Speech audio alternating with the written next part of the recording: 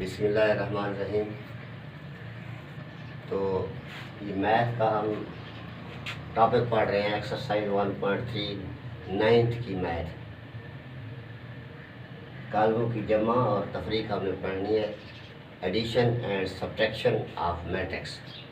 लेकिन ये पढ़ने से पहले बहुत से स्टूडेंट्स जो मेरे साबका स्टूडेंट्स हैं उन्होंने मुझे कमेंट किया कि सर जी जब आप पढ़ाते थे क्लास में तो आप किसी भी टॉपिक पर बहुत डिटेल से लेक्चर देते थे, छोटी छोटी बातें समझाते थे और आप 40 मिनट पूरा पढ़ाते थे।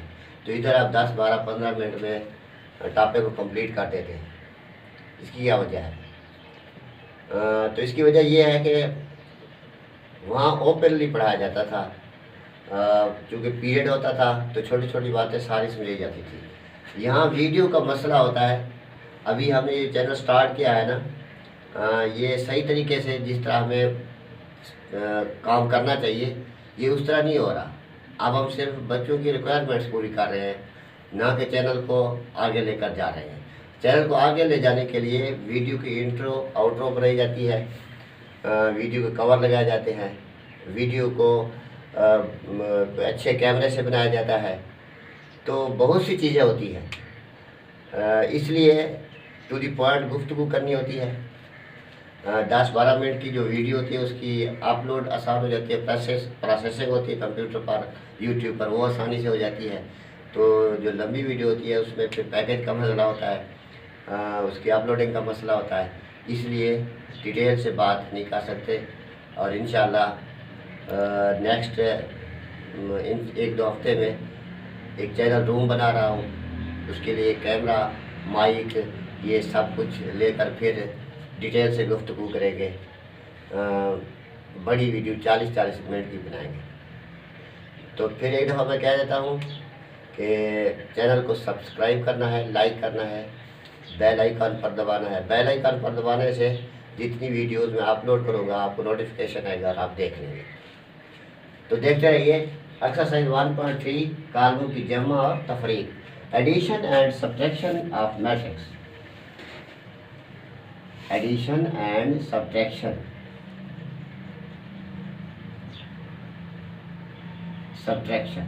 ये इंग्लिश मीडियम उर्दू मीडियम साथ साथ चलेगा।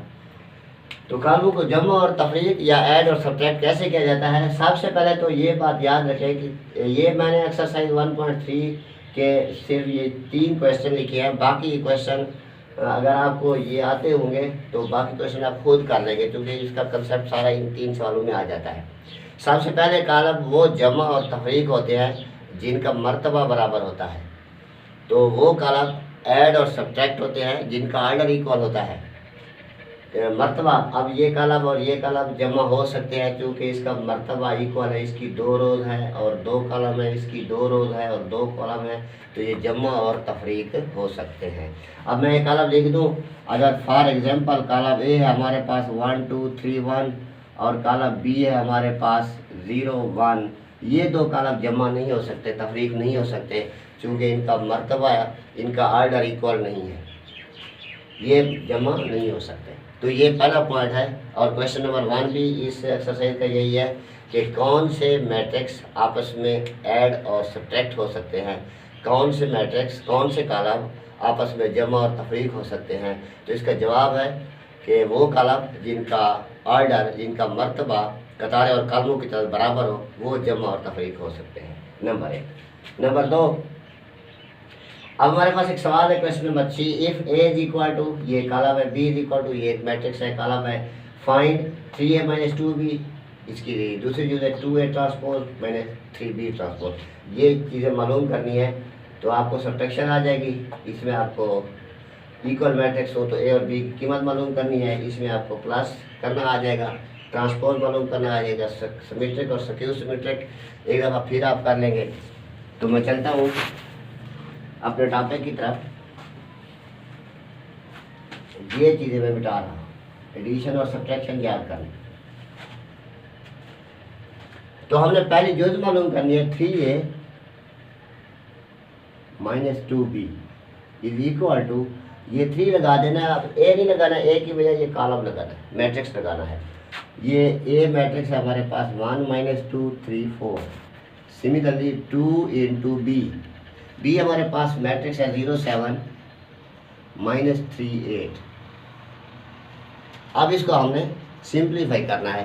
ये जो 3 है इसे कहते हैं स्केलर मल्टीप्लिकेशन। ये 3 इस ब्रैकेट के अंदर जाकर तमाम अरकान से मल्टीप्लाई होगा, ज़ारब करेगा। ये 3 ज़ारब 1 3, 3 दूने 6, 3 3 9, 3 चौके 12। सिमिलरली माइनस इधर ही रहेगा, माइनस को ब्रैकेट के अंदर नहीं ले जाना, सिर्फ 2 ब्रैकेट के अंदर जाएगा और तमाम एलिमेंट से मल्टीप्लाई होगा। 2 ज़ारब 0 0 14 -6 16। ये हमने 2 से मल्टीप्लाई किया। अब इसको सब्ट्रैक्ट करना है। सब्ट्रैक्ट कैसे करना है? ऐड करना हो या सब्ट्रैक्ट करना हो तो करस्पॉन्डिंग एलिमेंट्स मैंने आपको कहा था मुतनाज़िर अरकान सिर्फ वही जमा तफरीक होते हैं। मुतनाज़िर अरकान में फिर कह रहा हूँ, मुतनाज़िर अरकान ये पहला 3 है, इसका पहला 0 है, तो ये आपस में जमा नफी हो सकते हैं। ये मुतनाज़िरा है। ये -6 14 से होगा, ये 9 -6 से होगा, ये 12 16 से होगा। तो ये मुतनाज़िर अरकान आपस में जमा और तफरीक होते हैं। ये इक्वल, अब हम लगाएंगे 3, ये -0 नंबर 1। अब फिर स्पेस छोड़ देंगे, ये -6 लिखा हुआ है, -6 -14। अब इसके बाद ब्रैकेट बंद कर दें। ये 9, ये माइनस और फिर ये माइनस, अब ये माइनस माइनस प्लस होगा, ये +6 12, ये -16। सिंप्लीफाई करना है, सिंपल 3 -14 और -6 -20, 9 + 6 15, 12 -16 -4। ये हमारा आंसर है। ये पहला question.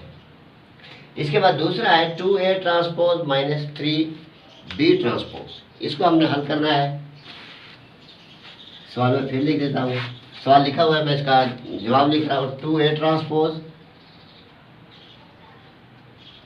-3B transpose is equal to 2। अब एक कॉलम लगाना है, ये वाला 1 -2 3 4 -3B ट्रांसपोज लगाना है। B का लिखा हुआ है 0 7 -3 8, लेकिन एक कॉलम तो लगा, ये ट्रांसपोज भी इधर लगाना है। अब क्या करना है? इसका ट्रांसपोज मालूम करना है, इसका ट्रांसपोज मालूम करना है। अब 2 को मल्टीप्लाई भी कर सकते हैं, बाद में ट्रांसपोज मालूम कर लेना, कोई मसला नहीं है।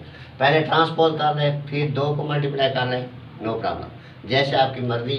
मैं पहले 2 को मल्टीप्लाई करता हूँ, 2 4 6 8, इसका ट्रांसपोज। -3 को मल्टीप्लाई कर रहे हैं, 0 21 -9 24, इसका ट्रांसपोज इज इक्वल टू। अब इसका ट्रांसपोज मालूम करना है। ट्रांसपोज हमने सीखा था, किसी रो को कॉलम में या किसी कॉलम को, या ये 2 बातें हो रही है।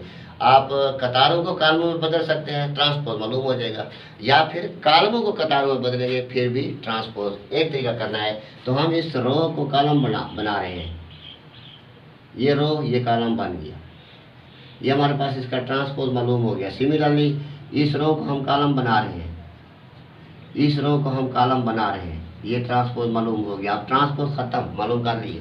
अब सिंपल वही माइनस करना है। मुतनाज़िर अरकान जमा मनफी के लिए मुतनाज़िर अरकान याद रखना, ये 2 -0 6 माइनस इंटू माइनस +9 -4 -21 8 -24। सिंप्लीफाई कर देना, ये 2 15 -25 -16। ये आप जानते हैं कि 2 रकमें मनफी की हों तो वो जमा होती है अलामत नफ़ी की। अगर एक जमा एक नफ़ी की हो तो तफरीक होती है अलामत बड़ी रकम वाली, 24 बड़ी है तो इसके अलावा नफ़ी नफ़ी। ये हमारे पास क्वेश्चन नंबर 6 का सलूशन है। नेक्स्ट हमारे पास है ए और बी मालूम करना है, तो देखते रहना। ए और बी की कीमत मालूम करनी है।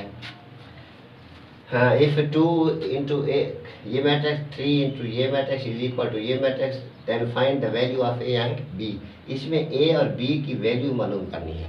ये कॉलम में लिख रहा हूँ, आप देख लें। 2 into 2 4 -3a plus 3 into 1b 8 minus 4 is equal to 7, 10, 18, 1। Calculation की गलती थोड़ी बहुत हो सकती है क्योंकि ऑनलाइन वीडियो है, मैं इसको पहले देखता हूँ, फिर इसकी जो गलती होती है वो रिमूव भी कर सकता हूँ, लेकिन इंशाल्लाह नहीं होगी, कोशिश करेंगे। तो इसमें ए और बी की वैल्यू मालूम करनी है। सबसे पहले तो आपने इसको 2 से मल्टीप्लाई करना है, इसको 3 से, फिर इन दोनों को जमा करना है, फिर इसके साथ इक्वलिटी देखेंगे। तो ये 2002 4, ये 2004 8, ये 2 3 6, ये 2a। Similarly plus 3 into 3 into 1, 3 into B, 3 into 8, 8 से 24, 3 चौके 12 इज इक्वल टू 7, 10, 18, 1। अब इसको हमने सिंप्लीफाई करना है। ये 4 3 के साथ प्लस होगा, 4 जमा 3 7, ये 8 3 बी के साथ जमा होगा, 8 जमा 3 बी, 8 जमा 3 11 नहीं लिखना, ये 8 है सिंपल, ये 3 बी है तो इसे इस तरह लिखना है, 8 जमा 3 बी, माइनस 6 प्लस 24 18, ये 2a minus 12 is equal to 7 10 18 1। हमने क्या करना है, हमने ए और बी की वैल्यू मालूम करनी है।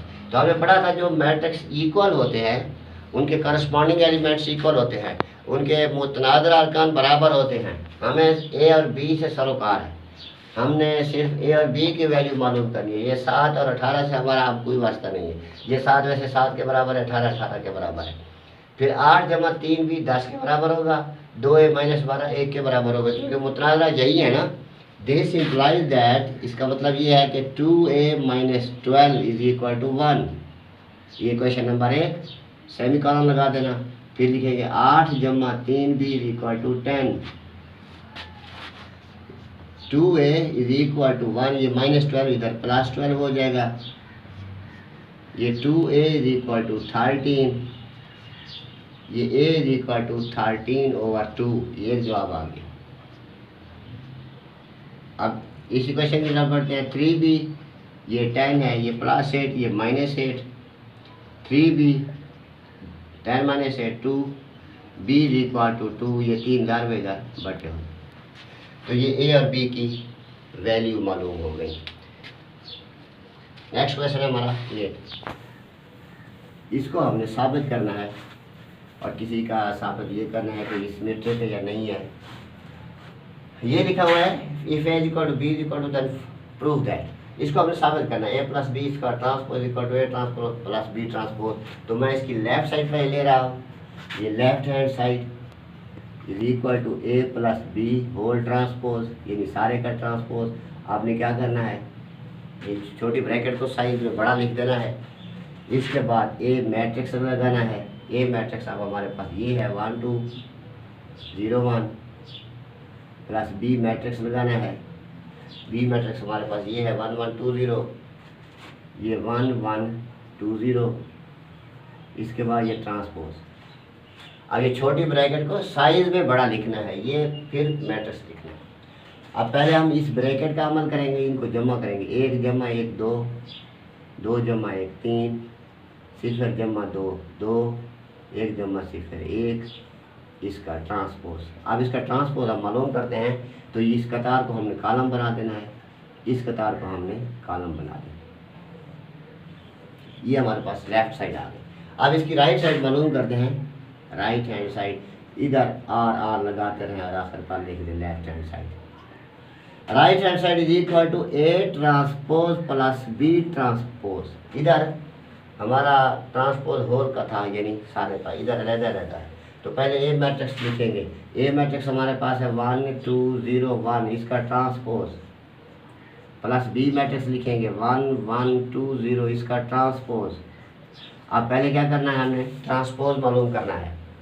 पहले ट्रांसपोज, ये कतार है तो ये कॉलम बन जाएगा, ये कतार है तो ये कॉलम बन जाएगा, ये ट्रांसपोज मालूम हो गया आपकी, ख़त्म। सिंपली ये कतार है यानी रो है तो ये कॉलम, ये रो है तो ये कॉलम। अब इनको हमने प्लस करना है, 1 जमा 1 2, 0 जमा 2 2, 2 जमा 1 3, 1 जमा 0 1, ये हमारे पास R राइट हैंड साइड। सो ये लेफ्ट साइड देख लें, 2 2 3 1 2 2 3 1 left side is equal to right hand side, thus A plus B transpose equal to. इसी तरह अगर माइनस करना हो तो हमने इधर क्या लगा देना है, सिंपली माइनस लगा देना। माइनस के लिए ये तफरीक होंगे, बस ये माइनस वाला फिर आपने खुद करना। अब हमने करना है ये सिमेट्रिक और स्क्यू सिमेट्रिक साबित करना है। सिमेट्रिक एंड स्क्यू सिमेट्रिक साबित करना है कि ए प्लस ए ट्रांसपोज सिमेट्रिक है, लेकिन पहले सिमेट्रिक से पहले हम ए प्लस ए ट्रांसपोज मालूम करते हैं। ये मेरे पास ये मैट्रिक्स है, ये वाला 1 2 0 1 प्लस, फिर इसको मैं लगा देता हूँ 1 2 0 1, लेकिन इधर ट्रांसपोज लगाना है, इज इक्वल टू। अब इसका ट्रांसपोज मालूम करना है, फिर इसको ऐड करना है 1 2 0 1 प्लस, अब इस रो को कॉलम बनाए 1 2 ये 0 1। ट्रांसपोज कैसे मालूम करते हैं, इस रो को कॉलम, इस रो को दूसरा कॉलम, इसको ऐड करते हैं 1 जमा 1 2 2 जमा 0 2 0 जमा 2 2 1 जमा 1 2, ये ए प्लस ए ट्रांसपोज। लेकिन साबित क्या करना है, ये कॉलम सिमेट्रिक है। तो सिमेट्रिक कॉलम की मैं तारीफ बता दूं, अगर कोई कॉलम ए उसका ट्रांसपोज अपने कॉलम के बराबर हो तो कॉलम ए सिमेट्रिक कहलाता है। Column A called symmetric. If A transpose is equal to A then matrix A is called symmetric matrix. तो कॉलम ए सिमेट्रिक कहलाता है। यानी इसको अगर हमने सिमेट्रिक साबित करना है तो इसका ट्रांसपोज मालूम करेंगे, देखेंगे यही जवाब आता है तो फिर ये सिमेट्रिक है। तो क्या करना है, ये सिमेट्रिक साबित करने के लिए हमने इसका ए प्लस ए ट्रांसपोज का सिमेट्रिक मालूम, यानी फिर पहले इसका ट्रांसपोज मालूम करना है। तो हम लिख देंगे यही कॉलम 2 2 2 2 इसका ट्रांसपोज। ये ट्रांसपोज देखें, ये रो ये कॉलम, ये रो ये कॉलम, कोई फ़र्क नहीं पड़ा, ये इसी कॉलम के बराबर है, यानी equal to A plus A transpose के बराबर है। तो ये ए प्लस ए का ट्रांसपोज फिर transpose is equal to A. So matrix A plus A transpose is symmetric. तो ए प्लस ए ट्रांसपोज एक सिमेट्रिक है। यानी कोई भी कॉलम सिमेट्रिक उस वक्त होता है जब हम उसका ट्रांसपोज मालूम करें, जवाब वही है जो पहले हमारे पास कॉलम था। स्क्यू सिमेट्रिक के लिए ये होता है, मैं सवाल नेक्स्ट कर देता हूँ। स्क्यू सिमेट्रिक कैसे साबित करना है,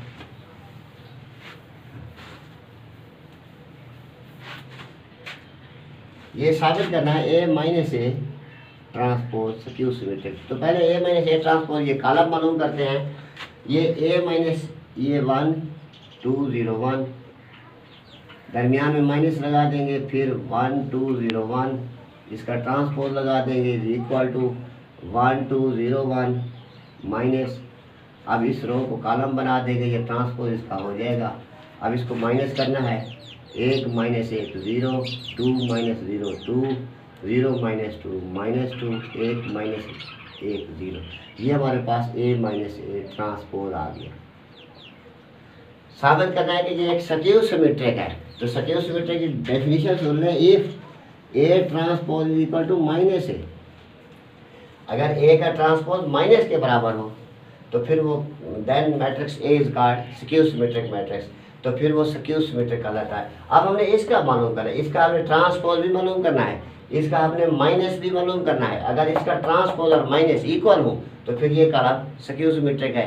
पहले हम इसका ट्रांसपोज मालूम करते हैं, ए माइनस ए ट्रांसपोज इसका ये ट्रांसपोज, ये 0 2 माइनस 2 0 इसका ट्रांसपोज। तो ये ट्रांसपोज कैसे होगा, ये रो ये कॉलम बन जाएगा, ये रो ये कॉलम बन जाएगा। ये हमारे पास इसका ट्रांसपोज आ गया। अब हमें इस कॉलम का माइनस मालूम करना है, ये माइनस बाहर लगा देंगे, ए माइनस ए ट्रांसपोज, माइनस इसके बाहर लगा देंगे, ये 0 2 माइनस 2 0। अब इस माइनस को अंदर ले जाएंगे, ये 0 पर माइनस का असर नहीं होता, ये -2 ये माइनस माइनस +2 ये 0। अब ये माइनस ए ट्रांसपोज, ये इसका ये माइनस मालूम। अभी इसका देखें ट्रांसपोज का जवाब देखें आप, इसके माइनस का जवाब देखें इक्वल है।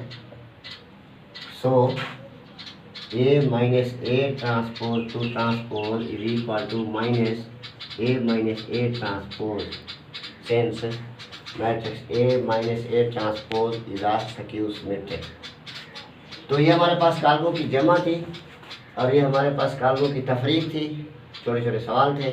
कल हम इसकी मल्टीप्लिकेशन पढ़ेंगे। चैनल को सब्सक्राइब करना है, लाइक करना है, बेल आइकन पर दबाना है।